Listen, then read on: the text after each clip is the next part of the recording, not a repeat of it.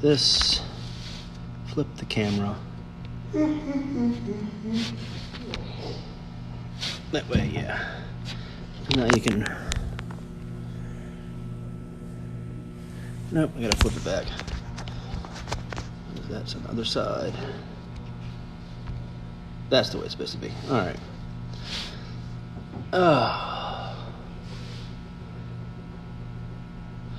So, in the shop here, those Lennox units there, we don't touch. That's specifically day school and day school only. Last year, we took this York unit sitting here. It's a 460 volt system. We ripped out the compressor and the condenser fan motor, the transformer, and converted it to 208, plugged it up, and it will plug into that plug underneath that whiteboard and actually will blow hot air and cold air. The furnaces you see on these tables here, you guys will be ripping those apart. You'll be pulling the heat exchangers like you're doing a heat exchanger out in the field. You'll be pulling the blower apart, putting it back together, and wiring them back up. Now, they have been torn apart and put back together several times, but they can take it. We have a furnace cut apart here. I had my guys one year as a project to take one furnace, and we cut it apart so you can see all the working insides of each compartment of the secondary, the main heat exchanger, the inducer motor, and everything else. The two oil furnaces, they do operate. You will be playing with them. We will be setting them up. I'll show you how to set them up with the electronic backer rat and the old school pump backer rat. So you know how to set up an oil furnace. We'll have an oil burner set up. I have a transformer set up so you can see the transformer spark and see how dangerous it can be. The gas furnace board, we're going to play with that this year. Electrical board, maybe get into that a little bit. I'm not sure. We have the dual fuel system on the York. We'll operate that, go through that, how it sets and works and operates. Brazing. So, hey Grayson, just waiting for 7 o'clock to start. Then we'll get people to get in here and get rolling. So we're gonna try to have some fun. We're gonna go with oil, then gas, then heat pumps, geothermals. We have a geothermal. Now, to understand it, that's the outdoor unit essentially, with no condenser coil, and the air handler is right there beside the marine. So it's typical standard air handler, but the outdoor is totally different. There's no condenser coil because our condenser coil is the ground. So we're going to go over YouTube videos on geothermals, how to install them, how they operate, and everything else. We'll watch the videos first, then read the chapter on it because it actually helps you out better. Once you see it, then you read it, you understand. That's how I've learned that process with that whole ordeal. So, all right. So vacuums. What is the purpose of a vacuum pump? All right. What else? Removes moisture. How do we remove moisture out of a system? Not sucking out. All right. What is atmospheric pressure? So this is first year question. Atmospheric pressure is what? 14.7, right? At sea level. So water boil is at 212 degrees here for us, right? Go up to Denver, Colorado, water boil is at what temperature? Take a guess. Because they're higher elevation, thinner air. It's actually lower, so it's 198 degrees. All right? So water boils at a different temperature up there because the atmospheric pressure change. All right? Ours is 14.7, theirs is 12. So your pressure changes, your states of everything change as well. Now, we are in a 70-degree classroom, essentially. Roughly 65. Let's see what the train thermostat says. 68. I can turn that heat on and crank some hot air out and make it 70 if I wanted to. So we're 68 degrees. And this is our system. So if I turn this on, what's pumping out there? Oh, you just saw right there. That yellow cloud is moisture. right?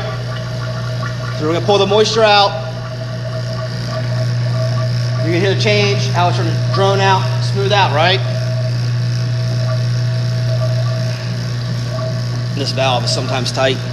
Forget it. So, but if I want to pick this up, I'm gonna vacuum. I shut it off and open this up. You hear the hissing back, rushing back in. Now I can open it back up. So when we're pulling a vacuum, we're dropping our pressure dramatically in here, correct? When we boil water 212 degrees, it's hot, right? So if I put water in this chamber and put it in here, it's going to boil. I'm going to boil it at room temperature. So is that water going to be hot or cold? Cold? But your brain's telling you hot, isn't it? It's a mind fuck, basically is what it is. Since we're changing the state and the pressure of the chamber, we're actually lowering the temperature, the boiling point temperature of the water. Okay? So, if someone wants to get some cold water and put it in that,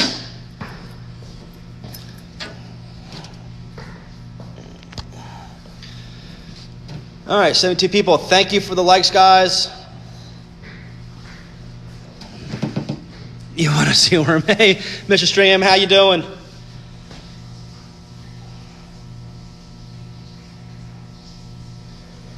It don't take much, but we used to have a nice big glass dome that goes over top of this like a cake topper.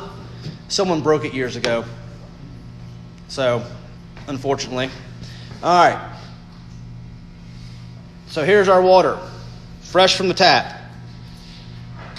I'll place it on there. We're going to place our dome on. Now I'm going to take this and flip you guys around. Hopefully you can see this actually happen. So, vacuum pump on. Now, this is when you're on the closer to see this. You come on closer so you can see this happen, guys.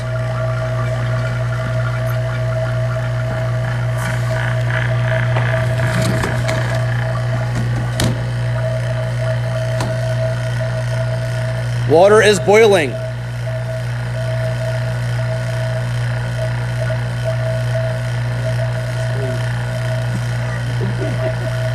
Crazy, huh? Is it boiling hot or is it just... It's boiling cold, so we're actually breaking down the water molecules. It looks like a boil, but we're actually breaking them down, and it's called a cold boil. So this is the inside of your system. So we're gonna, when you put a vacuum on there, this is what happens to any kind of moisture that's in there. Now this is an excessive amount of moisture that's not in a system generally, but in all intents and purposes for the class to understand that to see it boil, this is what you gotta do. So you can see it's slowing down. Now what happens is your oil absorbs that moisture. So you have to change that oil out every time. That way you keep fresh oil in. There's no moisture in that oil. You change it, it will start pulling out more moisture again. So that's why you look at your vacuum pumps, they tell you, when you buy them, they tell you to change the oil after every vacuum, whether it's a quick one or a long one.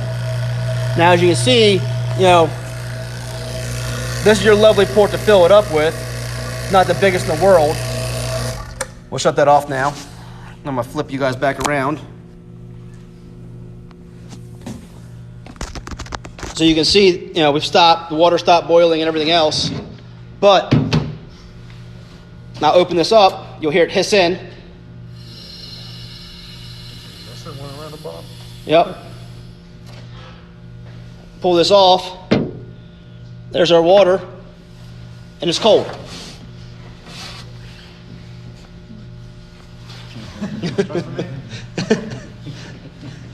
I know, your mind is going, wait a second, I just watched this water boil. Water boils at 212 degrees. How is this water cold? That is crazy. Exactly. So when you're in a system and you're pulling a vacuum, this is the reason why. This is the purpose of pulling that vacuum, to make sure you remove this moisture. It boils it, it removes it. Now this oil, if you let it run so long with it, it'll get cloudy. You got to dump it from down here. Every manufacturer of vacuum pumps has an easy way. I have the Philippines vacuum pump, which gives me a nice big hole about that big to open up to pour oil in. And it's a quick, I can change it on the fly while it's running. I can just open up the valve, dump the oil out, close it, pour the new oil in, and keep going. I don't have to stop, turn it off, valve everything off, and try to put this through a hole smaller than a dime. It's a pain because you get oil everywhere. But the oil absorbs the moisture, and that's how it keeps it from blowing out the back. You have your 2 ports. You have normal port, then you have your big port. Wait there.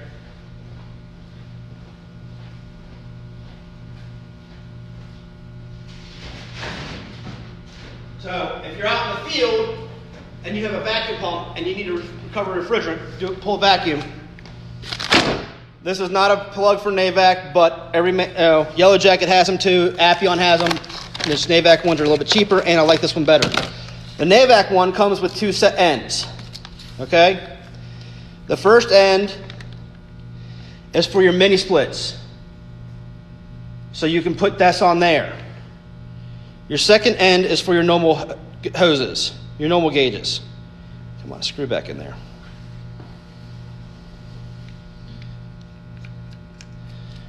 That will screw onto your normal ports. So this will screw on right here, see? You put that on your unit, pull your valve core out, put your micron gauge here. That way when you shut this off, your micron gauge is on the unit side of the system. Now, you can see that hose is older than dirt and everything else.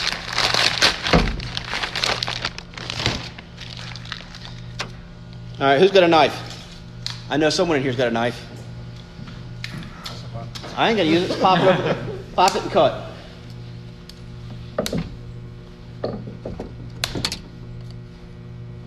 All right.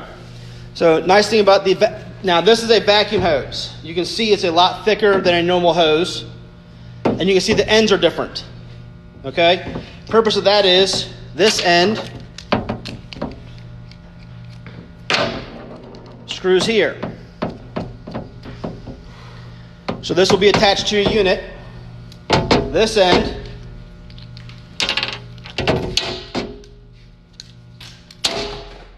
will go up here.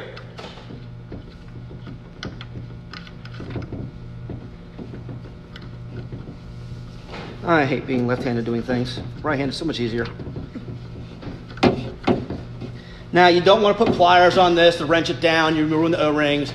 You want to get it hand snug tight. And that's basically it. And if you look on here, the hose says vacuum rated. Oh, sorry guys. So, I'm terrible at this at times. Wow, I went from 70 some odd people to 6. So,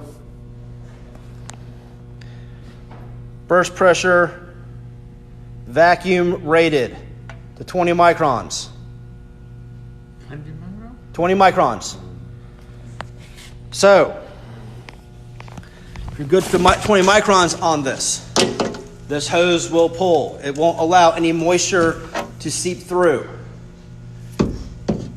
Granted, it's a small opening here, but when you get to this side here, it's actually a 3/8 opening. You know what your best vacuum hose is? Copper pipe.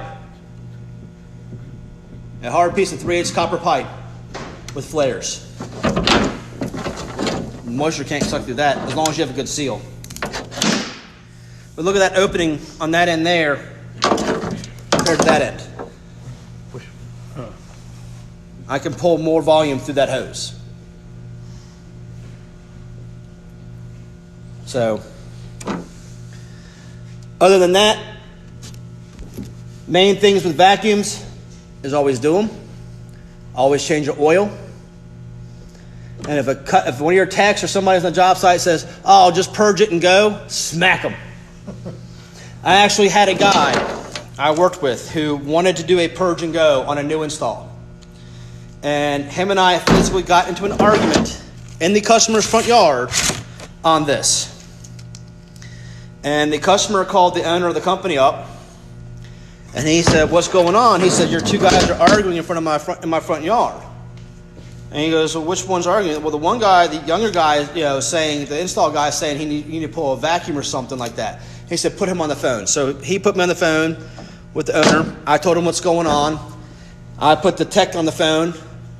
Tech handed the phone back to me and said, do a vacuum and charge it up, Jimmy. I got back to the shop. Owner handed me the keys to the van and says, here, you're doing service now. 2 years into the trade, I got thrown in a service van. Beginning mid of my second year, I got thrown into service. So yeah, back then it was, here you go, sink or swim. There was no schooling at the time. I had 1 semester on my belt, and that was it. So 23 years later, still here doing it. It's a labor of love, guys. It really is. If you love what you do, it's not a job. It's a hobby. So, all right. So you guys, again, that are on here, thank you. And I hope you enjoyed it. I will see y'all later. And hopefully everyone else, but it wasn't going to be a long one, that's for sure. See y'all later.